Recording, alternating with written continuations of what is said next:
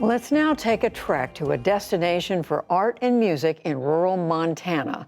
The Tippet Rise Art Center, which recently wrapped up its 4th summer season, is home to stunning sculptures, architecture, classical music, all surrounded by the wonders of nature.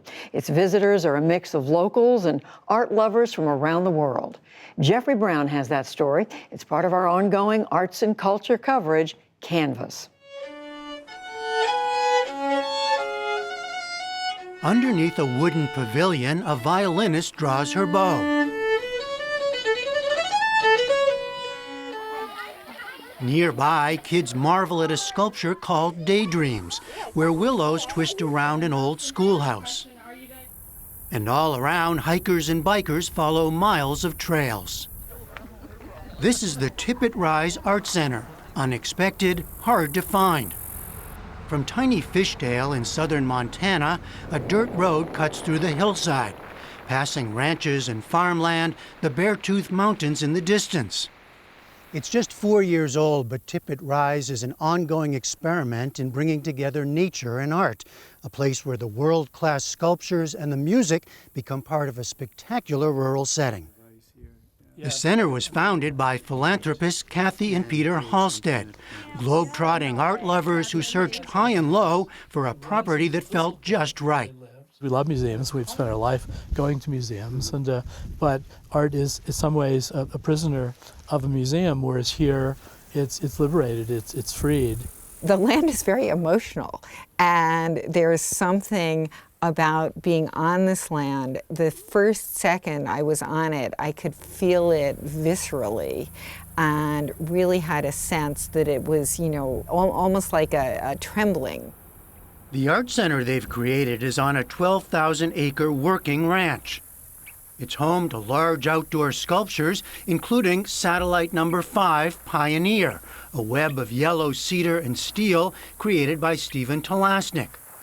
Beethoven's Quartet, a 25,000-pound piece by Mark DeSuvero, and works by the Ensemble Studio, Inverted Portal and Beartooth Portal, featuring giant formations leaning against one another, and Domo, which was designed acoustically to host outdoor concerts.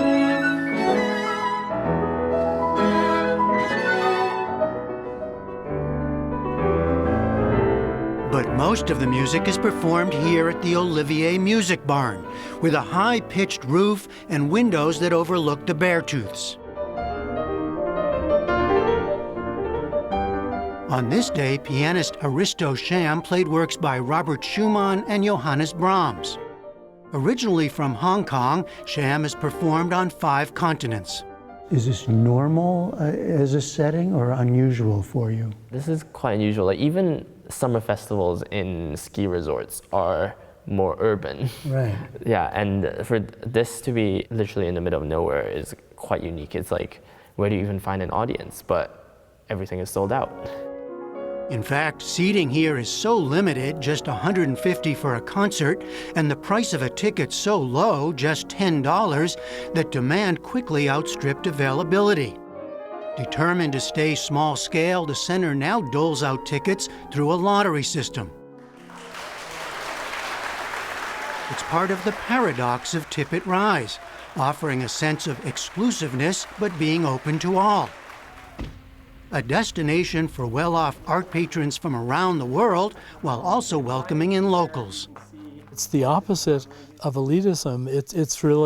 It's open to all who are clever enough or lucky enough to somehow get a ticket to our performances. We had a student, it was his very first time to Tippet Rise, and he just said, "Wow, am I in Montana anymore?"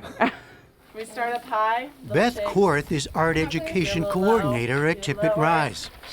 The center hosts youth groups ranging from college honors students to elementary-age children, such as this group from rural Carbon County, who toured the sculptures, got an up-close look at instruments, and made their own lanterns out of jars. Clara Bernhardt is from nearby Red Lodge. Did you like coming here? Yeah, I liked all the music. You liked all the music? Yeah. Piano and the fort and the houses. That was super cool. Having a world-class art center with these incredible sculptures from world-renowned artists, bringing in incredible classical musicians, having some structures here built by some of the most incredible architects I know. Being able to bring in rural children to come and experience this even for a couple of hours, one day out of the summer, I think is tremendous to this community. The music is not completed until it's received by you. That same weekend, Pulitzer Prize-winning composer John Luther Adams debuted a new work, Lines Made by Walking, performed by the Jack String Quartet.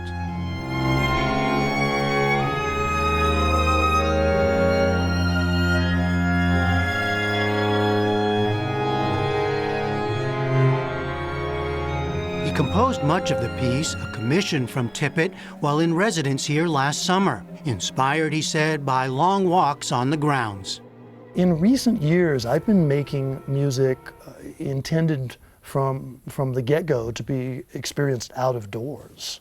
And I've come to understand, especially those outdoor works, as a kind of echolocation or GPS, music as a way of helping us hear and feel more deeply and more broadly where we are on this earth. Mm-hmm.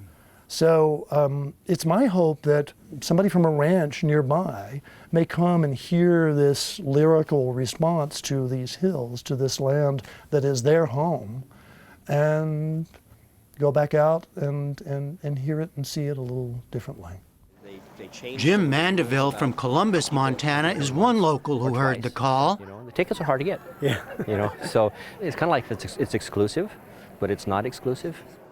Of the out-of-towners, he says this. If they're from California and they get into the lottery like everybody else has to and get their tickets and plan their vacation around coming to Tippet Rise, I think that's marvelous. It brings them into our country and they get to see it, enjoy it, and then go home.